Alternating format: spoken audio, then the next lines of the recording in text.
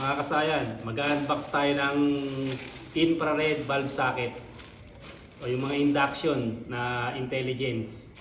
Sa kasayan na para meron tayong magiging protection na rin sa ating bahay o sa ating sasakyan. Isa rin sa magiging protection natin. Sa kasayan na pang safety. Buksan natin sa mga nagnanais pagkagudtong pagkagudtong items natin. Ito yung pinagkuhanan natin ha. Papakita natin sa inyo. Ito. Basahin mo yung yung store na pinagkuhanan natin. Pag good yan. Pero pag hindi good, huwag na kayong mag-order. Pangalan ng store? Arrow Hardware. Yung siya kasaya na Arrow Hardware. Lazada tayo ha. 3 days. Dumating na agad. Ito siya. Ito na yung makikita nyo na kagad yung ilaw. Yung pormahan. Testing din natin. Tapos yung price niya kasayan, mahina yung internet. Ang price niya 83 plus shipping. Plus shipping ha. Yan. Infrared sensor lamp holder. Marami siyang tawag eh. Induction E27. Ito, bali ito na lang, infrared sensor lamp. Simple lang to kasayan ha. Naka-tape. Bali, 3 kagad ang in-order natin. Gagamitin natin sa parkingan to. Ilalagay natin sa parkingan. Para pagka bumukas siya, ibig sabihin may tao. O merong mga kalabaw. Kalabaw na dumaan. Yan. Ganda lang siya kasayan ha.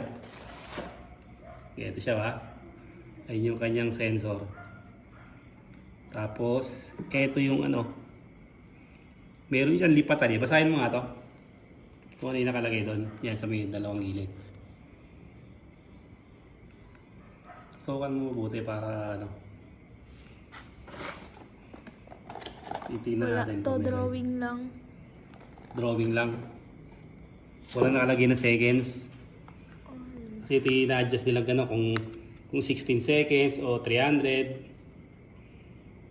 Ayun, sa kabila. Araw, tsaka yung 1 day and night. Ito. Oh. 16S, tas 32S, tas Second, ibig sabihin seconds 16 seconds. Lagyan lang natin yung 16. Ito naman, yung sign naman niya, araw at gabi. Yan. Araw, gabi. Siya sa hindi pa natin ito kabisado, ngayon pa lang natin siya gagamitin. Ngayon itatry natin kung working siya. Meron tayo ditong yung with socket na ilaw.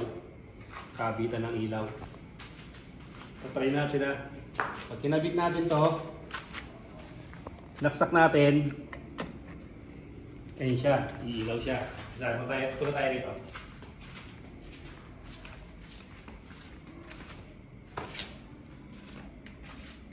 Ito siya ha. Ngayon kasi ang kailangan ilagay dito ay LED. Ito, LED to, kaya ito ilalagay natin. Iwanok din to eh. Tanggalin natin ha. Hindi na natin papatayin.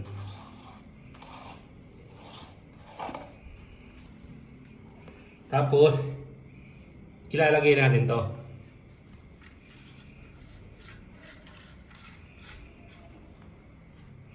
Ang gagawin natin dito, tapos sasalpak na natin to.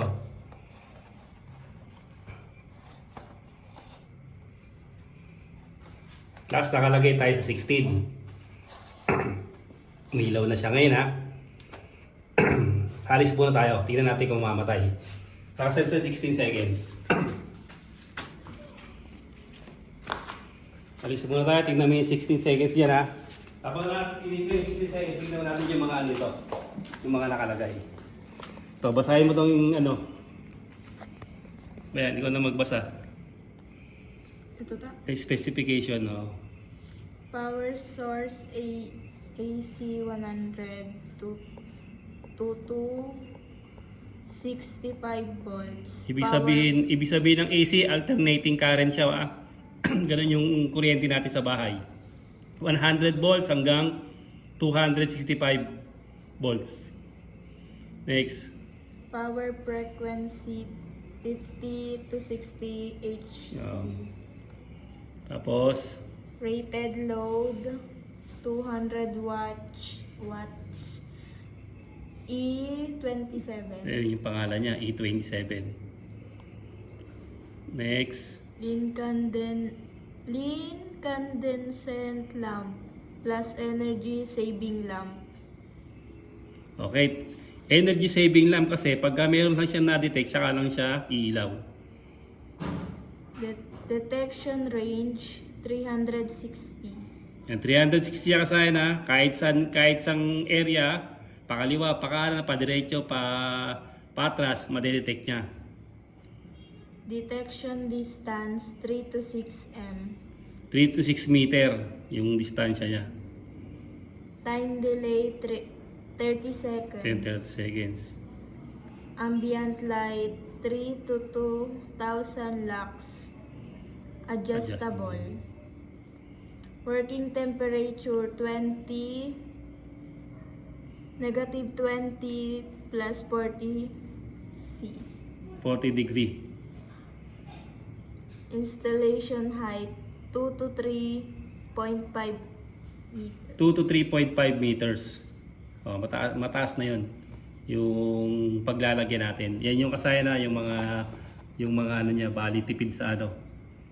Simple lang naman yung pagkabit. Nakita niyo yung pagkabit natin ay nag-working na siya agad.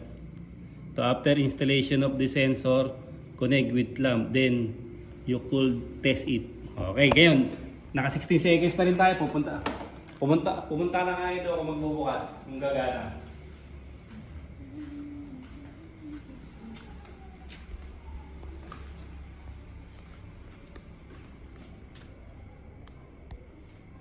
Ilaw.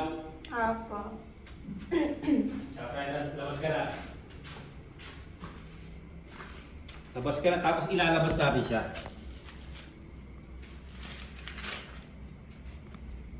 Ano doon sa may taas eh. Dito natin siya ilalagay. Walang muna natin. Temporary lang muna gagawin natin ha.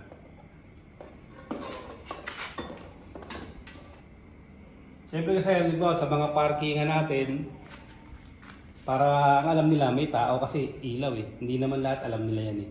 Baba muna ulit tayo tapos tingnan natin kung hanggang saan bago siya umilaw. Kung gaano kabilis siya ma-detect. Kung magsi 16 seconds, mamamatay siya. Dito tayo. Off natin kung ano natin. Off na natin yung solar natin. Tingnan mo yung oras niya kung 16 seconds bago namamatay ha. Pero matagal bago nagbukas ano. Apo. Tignan mo doon. Ano mo yung pakita ko. Okay na, kaya na. Dumilim na naman siya. Baba muna tayo dito konti. Tignan muna natin no. Dito. Tapos subukan mong lumapit. Kaya 30 seconds daw nakalagay, di ba? Dapat 30 seconds muna natin yan. Dito ko muna. Inanong muna natin ang 30 seconds. Wait muna tayo sa 30 seconds ha. 30 seconds delay, di ba nakalagay sa instruction niya? Wait muna tayo ng 30 seconds bago ka pumunta. Dito ka na mag-umpisa sa sa ibaba. Punta ka muna dito.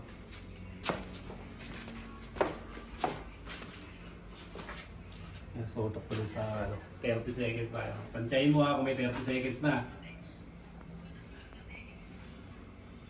30 seconds delay. Sabi. Hindi sabihin kung lalapitan mo kagad siya, hindi kagad siya iilaw. Kailangan maka 30 seconds muna siya na naka-off.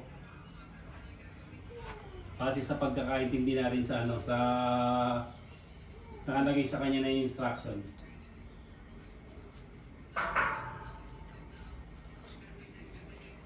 Volume. 30.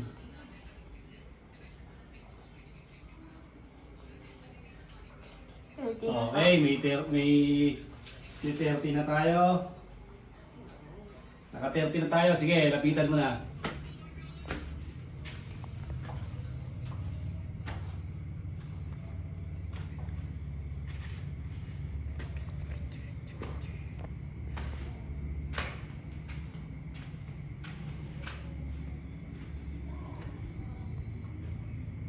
Okay na to. Okay, siya sa akin ha? Okay. Umilaw na siya. Gaano ka kalapit bago siya umilaw? Dito. Ay, ganito yung distansya. Ganito yung ano, parang mga isang di pa lang maigit. Yung distansya. Eh, siya sa akin, ibig sabihin, working yung ano natin. Working yung ilaw natin. Tapos ngayon, siyempre ilalagay din natin sa taas. Sa taas ilalagay din natin. Okay, magsiset muna kami, babalikan namin kayo. Ito natin siya ilalagay kasi no? Eh, medyo mataas siya. Sa tansya ko nasa mga 10 to 12 feet yung taas niya. Titignan natin kung kaya niyang i-sensor kung ganyan kataas. Ilalagay muna namin to. Katulad yun. Kaya kasi nakakabit na natin. Atras ka para mas makita nila na nakakabit na yung ating ano, infrared bulb socket. Kita? Okay, tapos punta tayo dito sa may ano, sa may likod.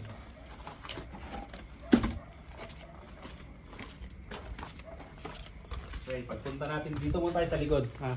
Tapos yung distansya, layo-layo ako konti. I-open ko na ron. Tapos mamaya ay maglalakad ka na lang doon.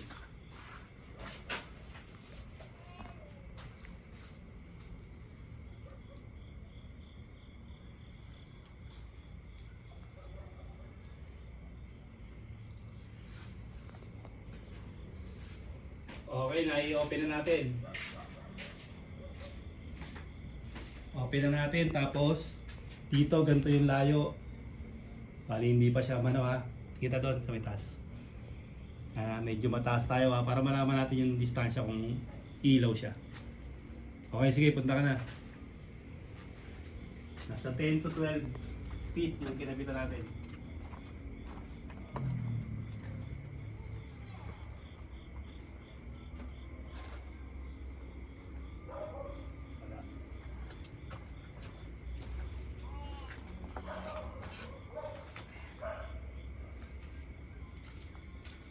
Ayun siya kasaya na umilaw pa rin siya.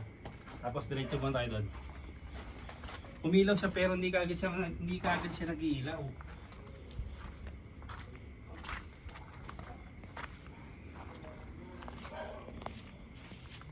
Hindi kaagad siya nag-iilaw. Bali matagal pa yung ano. Bali yung isa pala na yun, okay, nag-off na siya ano. Bali waiting na naman tayo dyan ng 30 seconds. Isa pa ulit, tatry ulit natin. Kailangan mo yung 30 seconds.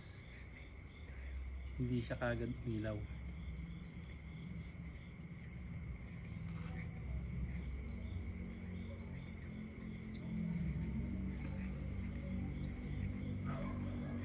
Siyempre, halimbawa merong masamang loob na nagtatangka sa mga motor natin.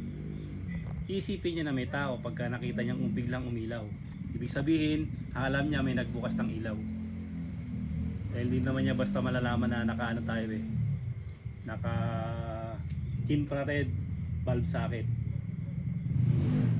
30 seconds na. Tapos 30 seconds, ako naman ang diyan ka lang, tapos ako naman yung maglalakad doon.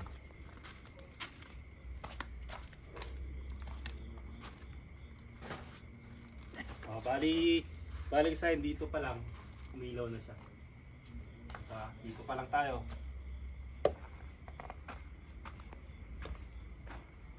Tama nga.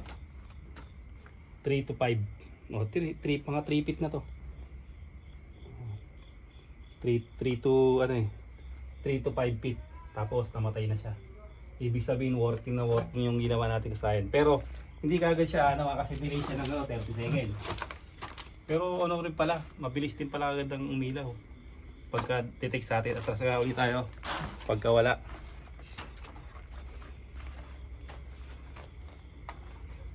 Tingnan natin ha. Tayo konti.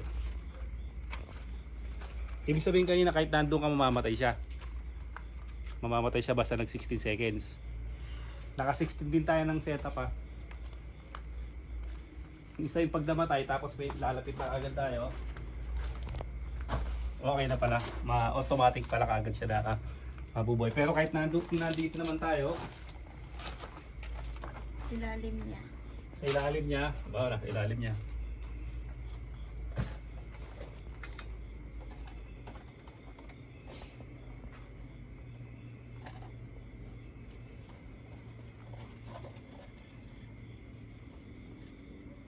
Mamamatay pa rin siya. Tapos maglalakad na tayo, alis na tayo. Mabubuhay pa rin siya kasi nadetekta naman niya. Mamamatay siya pero mabubuhay uli siya. Balik sa akin, okay ha. Nakita na nyo na yung store. Pinakita natin sa inyo yung store. Para malaking tulong din to sa pagtitipid. Tapos kahit walang tao sa bahay, aalis, iiwanan yung bahay, pwede natin siyang magamit. Ang ginamit natin dito, 45 watts ha. 45 watts LED yung ginamit natin. Kaya siya, pagkapatay, konting lakad, buhay na kagad siya. 45 watts LED ang gagamitin nyo, huwag yung mga dating mga ilaw. LED lang. Balik sa akin, meron pa palang nakaano rito. Ito, meron pa palang instruction dito. Oh, ikaw na magbasa para lalabas ko yung ilaw natin. Instruction for induction lamp holder. Sun all day induction mode. Night sensing mode. 16 seconds unable to detect a person and delay turning off the light for 16 seconds. 32 seconds unable to detect a person and delay turning off the light for 32 seconds. Ito yung kasayan ha, yung mga binabanggit yung seconds ha. Ayan ha. 16, 32, tsaka 220. Opo. 220. Yan siya ha. Tapos, yung binabanggit niya dito, yung sa harapan, sa unahan, para mas malinaw sa kanila. Ito pala yun. Yung, ano yung sa may taas? Night all day instruction mode. Night sensing mode. All day. Eh, dito tayo sa may ano? Sun. Sa may sun tayo. Ito, yung isa. Ano ba yung sign yun? May nakalagay ba yung sign na ganito? Night sensing mode. Night sensing mode. Tapos yung isa, All day instruction mode. yun. Ililipat pala pagka tanghali, pag gagamitin ng tanghali. Ito, ililipat lang to rito. O, ito siya kasayan ha. O, yung tuloy mo, baka meron pang makukuha silang 220 seconds unable to detect a person. Delaying the turn off of the light for 220 seconds. Within an open range, the maximum sensing range is 5 to 8 meters. Yun siya kasayan ano naman natin siya sa 3 meters pagka na-detect natin. Kasi siya nakasayan, mahina tayo sa English. I-google nyo na lang para mas malinaw na maintindihan. Meron naman palang instruction dito sa loob. At working naman yung gamit natin. At saka hindi naman siya kamahalan. May pamproteksyon na tayo. At saka makakatipid pa tayo rito. Hanggang dito na lang mga kasayan. Salamat sa panonood.